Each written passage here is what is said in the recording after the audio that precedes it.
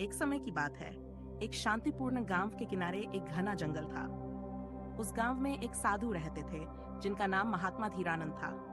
वह हमेशा ध्यान में लीन रहते थे और गांव के लोग उनकी शांति और बुद्धिमत्ता के लिए उनका बड़ा सम्मान करते थे। लोग उनसे अपने जीवन की समस्याओं का समाधान लेने आते और महात्मा धीरानंद हमेशा एक ही उपाय सुझाते, ध्यान। एक दिन गांव का एक युवा राजन, जो हमेशा परेशान और चिंतित रहता था, महात्मा धीरानंद के पास आया।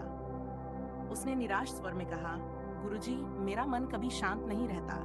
क्या आप मुझे शांति पाने का कोई तरीका बता सकते हैं?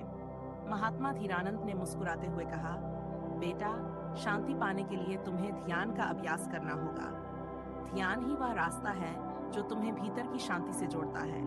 राजन ने थोड़ा असमंजस में पूछा, पर गुरुजी, मेरे मन में तो हमेशा हजारों विचार आते रहते हैं। मैं ध्यान कैसे करूं? महात्मा धीरानंद ने एक छोटा दीपक जलाया और उसे राजन के सामने रखते हुए कहा, इस दीपक की लौ को देखो। जैसे ये स्थिर है, वैसे ही तुम्हें भी अपने मन को स्थिर करना होगा। विचार आएंगे, जरूर आएंगे, लेकिन उन्हें बहने दो, ध्यान मत दो। धीरे धीरे तुम्हारा मन भी इस लौ की तरह शांत हो जाएगा। राजन ने दीपक की लौ को ध्यान से देखना शुरू किया। उसके मन में अभी भी बहुत सारे विचार उमड़ घुमड़ रहे थे, पर उसने हार नहीं मानी। उसने महात्मा धीरानंद की बातों को याद किया और उन विचारों को बस जाने दिया। कुछ ही देर में उसकी श्वास गहरी हो गई और मन धीरे धीरे शांत होने लगा। महात्मा धीरानंद ने धीरे से कहा, यही है ध्यान। ये एक साधारण प्रक्रिया है, लेकिन इसका असर गहरा है।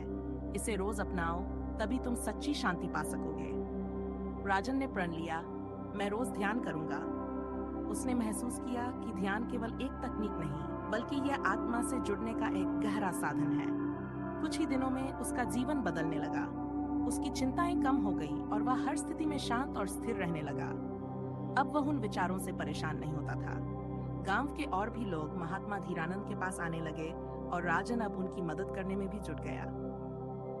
ध्यान की इस साधना से न केवल राजन, बल्कि पूरे गांव को शांति और संतोष प्राप्त हुआ। महात्मा धीरानंद ने अंत में कहा, ध्यान एक ऐसी ज्योति है जो जीवन के अंधकार को दूर कर देती है।